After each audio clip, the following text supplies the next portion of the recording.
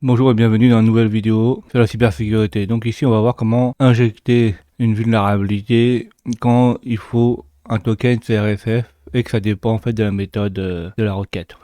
On a un laboratoire dont la fonctionnalité d'email est vulnérable à une injection CRFF. En fait il y a un problème dans le token. Donc, il tente de bloquer les CRSF attaques, mais la défense est appliquée sur certains types de requêtes, pas tous en fait. Donc pour résoudre ce laboratoire, on doit utiliser notre exploit sur un autre serveur et utiliser une attaque CRSF pour changer l'adresse mail quand l'utilisateur va regarder notre page vulnérable. Nous pouvons nous loguer en fait en utilisant l'identifiant de Bonner ainsi que son mot de passe. En fait, ceci va nous servir à comprendre comment ça fonctionne. La première chose à faire, c'est d'accéder au lab. Donc on clique sur Access the Lab et une fois qu'on est sur l'Access the Lab, on est sur le blog. Pour voir la validation ou le changement de l'email plutôt, il faut se connecter en faisant My Account et en mettant comme username winner et le mot de passe Peter. On se connecte et là on voit qu'on peut changer l'email.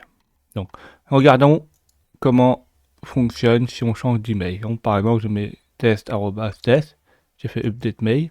On regarde le dernier post, on regarde dans la requête et là on voit le premier argument email, c'est bien l'email, et le deuxième, on a un token. Comme on dit, il y a certains types de requêtes, donc il faudra renvoyer la requête avec par exemple un token différent et voir les réactions. Donc faisons ceci. Donc on fait Open Recent Request Editor pour renvoyer une requête. Une fois que ceci est fait, on atterrit sur cette page. Et par exemple, mettons juste un token bidon, mettons 1, 2, 3, 4, et voir ce que ça fait quand on renvoie la requête en appuyant sur envoyer, sur send.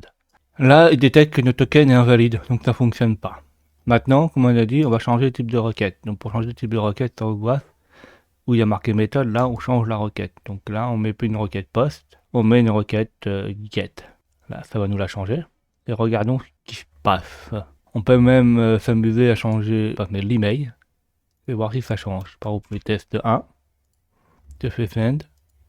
Et là, on voit que c'est OK, mais ça n'a pas changé. On peut actualiser. En fait, ton email n'a pas été changé. Il y a eu une protection. Ça, à partir du site utilisateur, ça n'a pas fonctionné. Maintenant, on va forger une injection grâce au POC de CRSF. Donc, on va transformer cette requête en une requête script qui va envoyer les données pour changer l'email. On fait clic droit sur le manual request editor. On fait invoke script.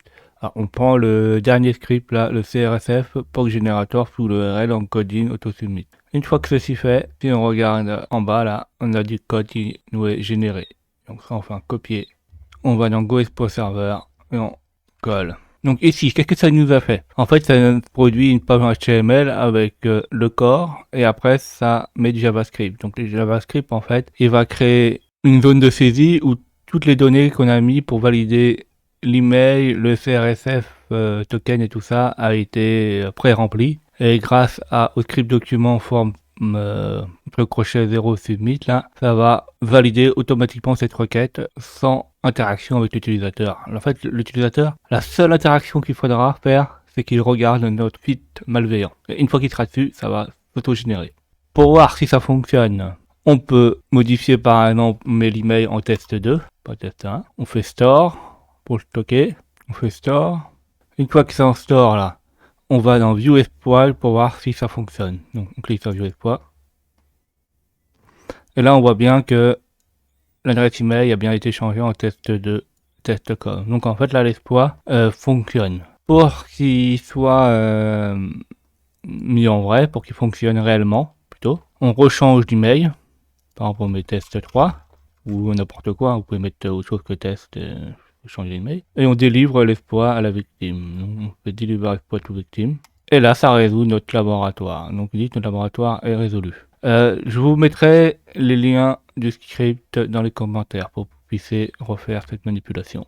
C'est une faille assez perverse parce qu'on peut modifier tout ce qu'on veut. Elle est moins en moins applicable cette faille parce qu'il y a de plus en plus de protections qui sont mises aussi bien du côté serveur qu'aussi bien du côté navigateur. Il y a pas mal de choses par exemple sur Chrome qui bloquent ce genre d'attaque. Donc c'est moins en moins courant. Mais ça existe quand même. Merci d'avoir vu cette vidéo. N'hésitez pas à vous abonner et à mettre des pouces bleus.